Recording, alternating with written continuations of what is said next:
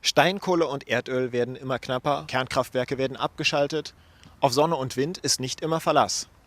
Die Lösung für das Energieproblem soll in dieser grünen Brühe stecken. Das sind Algen, die Sie vielleicht aus Badeseen oder Aquarien kennen. Und wie diese kleinen Pflanzen ein ganzes Haus mit Strom versorgen können, das hat Sarah Schultes herausgefunden. Kleiner als 1 Millimeter und doch sollen die Algen aus der Flasche bald dieses Haus mit Wärme und Strom versorgen. Doch wie?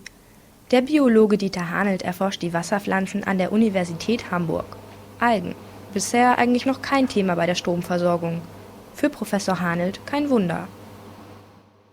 Die Algen sind nicht unterschätzt worden, sondern sie waren nicht bekannt. Der Mensch lebt auf dem Festland und er denkt nicht unter Wasser. Das heißt, alles, was unterhalb der Wasseroberfläche ist, ist außerhalb des Blickwinkels und deswegen außerhalb unserer Betrachtung.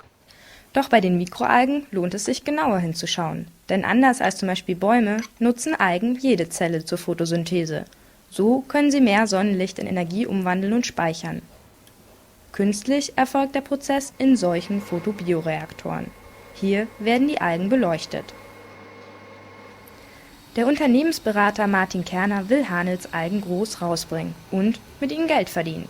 Auf seiner Pilotanlage in Reitbrook bei Hamburg züchtet er die Algen in Paneelen. Bald möchte er mit ihnen ein komplettes Haus beheizen. Strahlung kommt auf die Photobioreaktoren, das Wasser erwärmt sich, das Wasser wird im Haus über Wärmetauscher in ein Kühl- oder ein Heizsystem überführt und dieses Heizsystem heizt das Trinkwasser oder die Heizung. Um die Algen an die Hausfassade zu bringen, haben Martin Kerner und sein Team spezielle Photobioreaktoren entwickelt. Sie sind aus Glas, so hoch wie ein Stockwerk und ähneln Solaranlagen.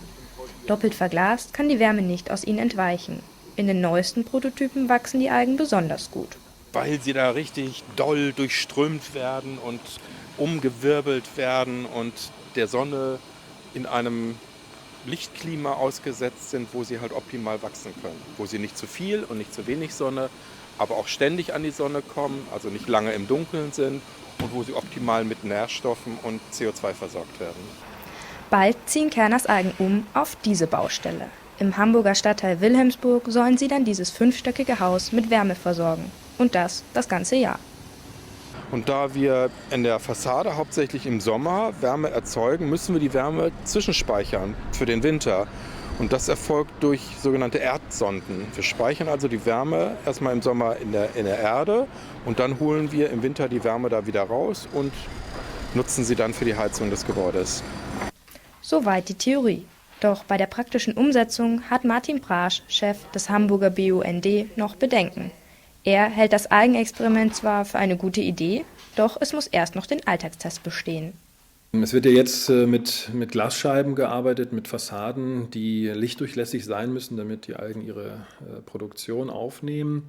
Und man muss natürlich dann sehen, wie hoch ist der Aufwand, diese Fassade dann ständig auch sauber zu halten. Es gibt Aquarieneffekte, das heißt, es gibt Belege auf diesen Glasscheiben, auf den Untergründen. Und ob das dann so im Dauerbetrieb funktioniert, das bleibt abzuwarten. Doch das Algenhaus kommt an. Auf die zukünftigen 15 Wohnungen kommen jetzt schon 35 Anfragen. Dabei ist das Haus noch gar nicht fertig. Martin Kellner will in Zukunft noch aus ganz anderen Dingen Energie erzeugen. Organische Abfälle, also nicht nur die Algen aus der Fassade, sondern auch Fäkalien oder organische Abfälle aus dem Haushalt mit einer hydrothermalen Konversion zu Wasserstoff und Methan vor Ort, also im Haus oder in einer Wohnanlage konvertiert. Und dieses Methan könnte man dann entweder ins Erdgasnetz einspeisen und verteilen oder auch wieder vor Ort zum Beispiel über eine Brennstoffzelle zu Strom umwandeln. Das Haus, das sich selbst versorgt. In Zukunft könnten die Algen den Solarmodulen auf Deutschlands Dächern Konkurrenz machen.